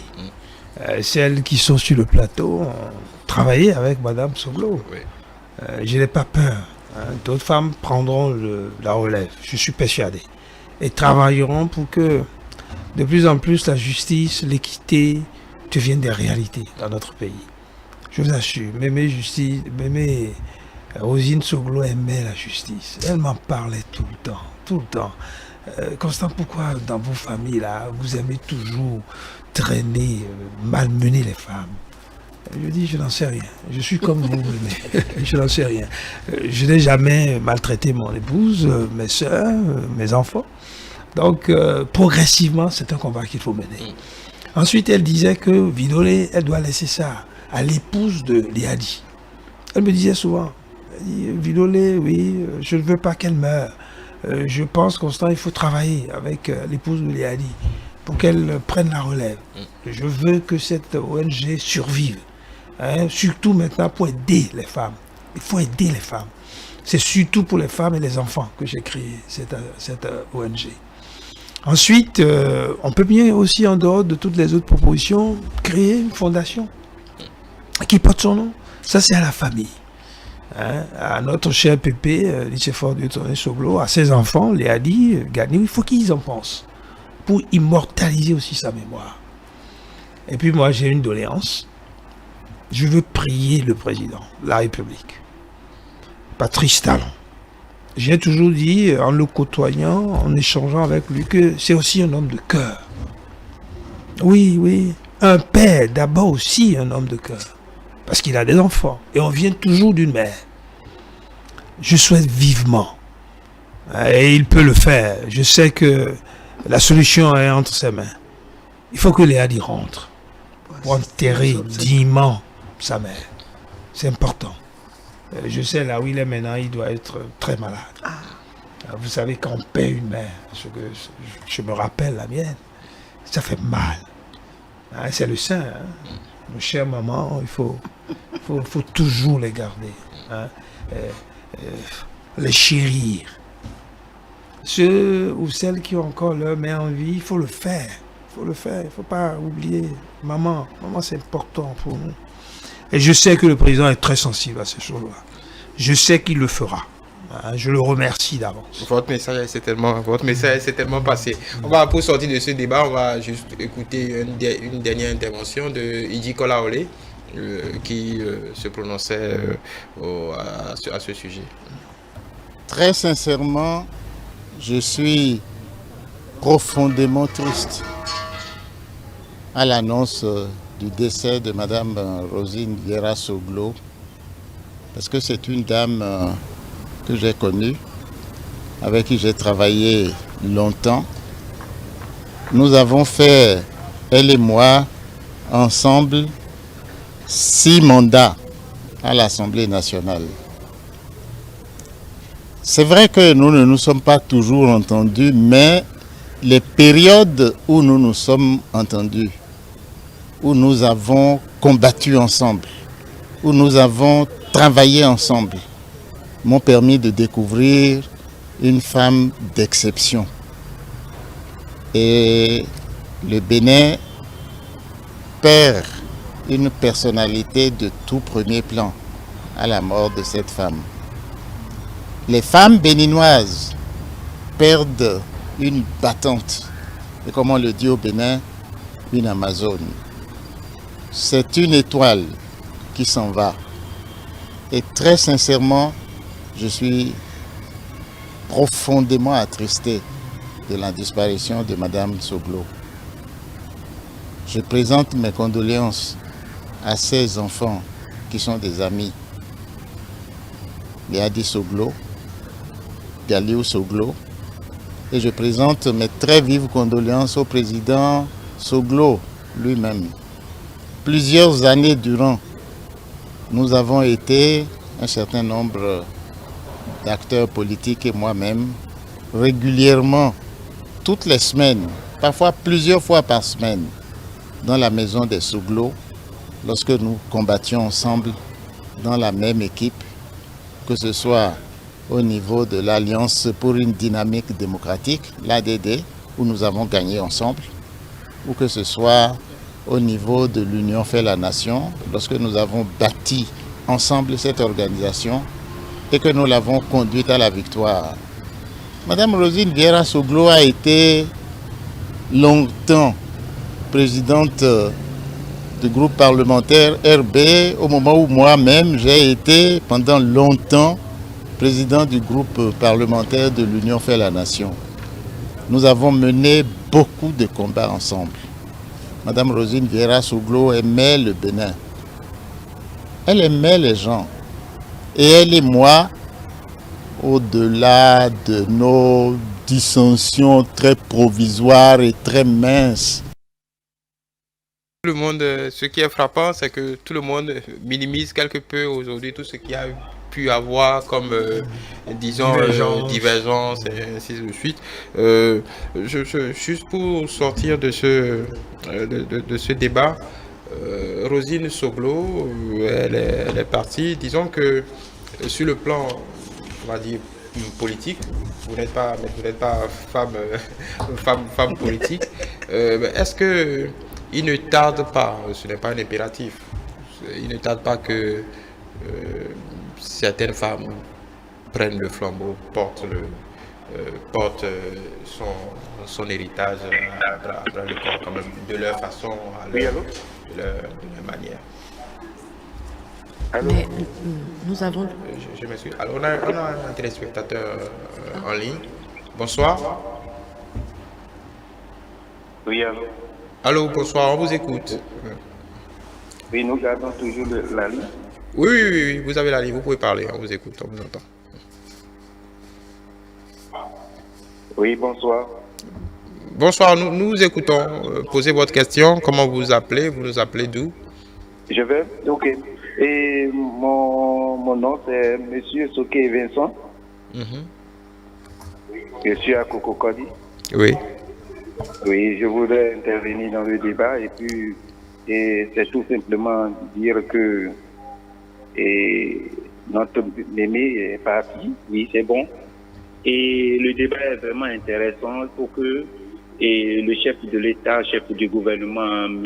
Patrick Talon, fait quelque chose pour en mémoire de ce leader qui est notre maman, qui est notre première dame, qui fut première dame du Bénin aussi, pour que ça aidera à nos mamans, à nos femmes d'être un leader aussi demain, pour que nous aurions demain une femme présidente de la République du Bénin. C'est tout ce que je vais dire et puis je vais saluer sur tout le plateau et le TV et eux qui ne ménagent pas aucun effort pour nous, pour nous donner toujours la joie et ça s'arrête là. Merci beaucoup. Merci à vous. Cette intervention me pousse à changer ma question, la préoccupation de Vincent. Est-ce que il ne serait pas temps d'honorer nos grands hommes et nos grandes femmes de leur vivant? Parce que les louanges sont toujours bonnes à prendre quand on est Après la mort. décédé. Est-ce que ce soit institutionnellement, que ce soit, on le dit souvent dans le langage courant, rendez-moi hommage quand de mon vivant. Est-ce que ce n'est pas une habitude? J'ai l'impression que... Allô? Allez-y. Oui, je crois qu'on a eu un exemple récent avec Madame Pognon, Elisabeth. Oui. Moi, j'ai trouvé que c'était vraiment L'hommage à la Cour constitutionnelle. un hommage, oui, à la Cour constitutionnelle, et ça nous a permis de savoir que c'était la première femme, de connaître sa personnalité, de voir tout le travail qu'elle a abattu. Oui, je crois que c'est une bonne chose que de célébrer les gens de leur vivant. Et je pense aussi, enfin, je reviens toujours à la question. Allô? Allô? Oui, bonsoir. Oui, parlez un peu plus fort pour qu'on vous entende. Oui, bonsoir. Bonsoir, on vous écoute. Comment vous vous appelez? Vous nous appelez d'où? Je m'appelle Mourad, je vous appelle de Banikwara. D'où? De Banikwara. Oui. D'accord, on vous entend, on vous écoute. Bon, je suis l'émission. Je voudrais demander au chef de l'État de voir le cas de Kanou Souglo et de son frère. De venir faire l'enterrement au moins avant qu'il rentre en compte. Parce que tout le monde doit parler. Entendu. Je vous salue, je salue le plateau, je salue. Merci. Merci à vous. Vraiment, beaucoup pensent comme vous. Allez-y. Oui, donc je disais que c'est bien, mais je reviens encore à la question du livre. Parce que c'est aussi une manière d'immortaliser et aussi de partager. Parce que ça aussi c'est important. C'est-à-dire, je pense qu'il faut qu'on s'encourage mutuellement quand nous vivons des expériences qui valent la peine d'être partagées, d'écrire. Si on peut écrire, ça sera au bénéfice de... Il faut le faire. Allô? Chacun de nous ici a quelque chose qu'il peut écrire. Et donc, oui, je suis d'accord pour qu'on célèbre les gens du vivant, de leur vivant. Mais je suis d'accord aussi que nous n'attendions pas que l'État fasse ci, mais que nous-mêmes, nous prenions certaines initiatives. Écrire, développer, faire des analyses, conduire des études sur... voilà, on peut faire une étude sur la sociologie du leadership féminin, prendre plusieurs exemples et voir de quoi tous ces exemples-là nous enrichissent, des choses comme ça. Voilà. Moi, c'est ma façon de voir les choses. Allô? Allô? Bon, ce téléspectateur est parti. La même question pour sortir de ce débat parce qu'on est presque à la fin. Oui, c'est-à-dire, nous, Africains ou Africaines, nous aimons la mort plus que la vie. Parce que le plus souvent, quand les gens... Je m'excuse. Allô? Oui, allô? Oui, bonsoir. Oui, bonsoir. Oui, vous pouvez vous présenter, Oui, vous nous appelez d'où? Ok. Je salue le plateau. J'aimerais bien dire que j'aimerais participer au débat.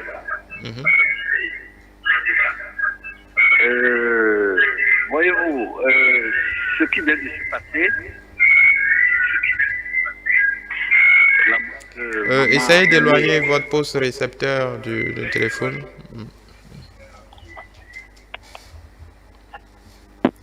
On l'a perdu. Allez-y. Comme je le disais, nous, Africains ou Africaines, nous aimons célébrer la mort. Et je ne sais pas si c'est lié à notre coutume. De toute façon, quand les gens sont en vie et font de grandes choses, on ne fait pas tellement attention. C'est à leur mort qu'on commence à en parler et les gens ne sont même plus là pour qu'on leur manifeste cet amour. Cette reconnaissance. Oui, oui, cette reconnaissance.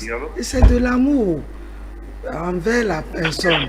Donc, ça aurait été bon que certaines grandes personnalités de ce pays soient célébrées de leur vivant. Ouais. Allô? Allô? Allô? Oui, Oui, nous vous écoutons. Comment vous appelez et quelle est votre question? Bon, on est parti. Constant, Oui. sur cette même question. Et Non, mais mes soeurs ont raison. C'est sûrement culturel. Hein. Dans ma propre famille, j'ai un grand cousin qui est malade depuis. Et nous demandons seulement que chacun... 1000 francs, on a même dit 1000 francs. Mais jusqu'à présent, à peine une dizaine. Et nous sommes des milliers, je vous assure. La famille Aguilou, c'est une très grande famille. Et je me suis posé la question, pourquoi? Et je suis sûr que, souhaitons qu'il ne meure pas, je veux le revoir pour qu'on échange comme on a l'habitude d'échanger. Si jamais il mourait, les gens sont prêts à acheter des pailles, à faire une cérémonie, à participer. Mais de son vivant, on dit 1000 francs. Et depuis, nous sommes peut-être une dizaine à donner. Moi, j'ai dit même, pourquoi 1000 francs? On peut même donner jusqu'à 5000. Mais à peine une dizaine de personnes. J'arrive pas à comprendre. Et je relance chaque fois sur le forum. Et il y a d'autres cousins qui relancent. Donnez 1000 francs, c'est rien. Il est à l'hôpital, il va payer des médicaments. On va prendre soin de lui. Et c'est le silence radio. Donc c'est vraiment culturel. Je ne sais pas pourquoi. Il faut qu'on évite cela. Franchement, chers parents, il faut qu'on l'évite. Qu'on sache que quelqu'un qui est souffrant, il faut le venir en aide. C'est important. Et qu'on puisse reconnaître à nos grands hommes et grandes femmes le mérite de leur vivant. Hein? On va juste faire un dernier tour de table, un dernier mot pour sortir de ce débat. La question qu'on avait posée au début, c'était quel héritage pour Rosine Soglo? On a fait le tour de cet héritage que Mme Rosine Soglo nous a légué. Femme politique, 2 décennies de législature, c'est beaucoup. Fondatrice d'un parti politique, donc la politique exercée au plus haut niveau de responsabilité en étant chef de parti politique. Il y a beaucoup de leçons à apprendre. Et puis, une épouse et une mère. C'est une épouse et une mère qui n'hésitent pas à, comment dirais-je, à s'épancher publiquement sur l'amour maternel et sur l'amour conjugal. Elle a laissé beaucoup de choses, son humanité, son sens du travail, son sens de la justice, sa culture de l'excellence, de la culture aussi, parce que c'était une femme très cultivée.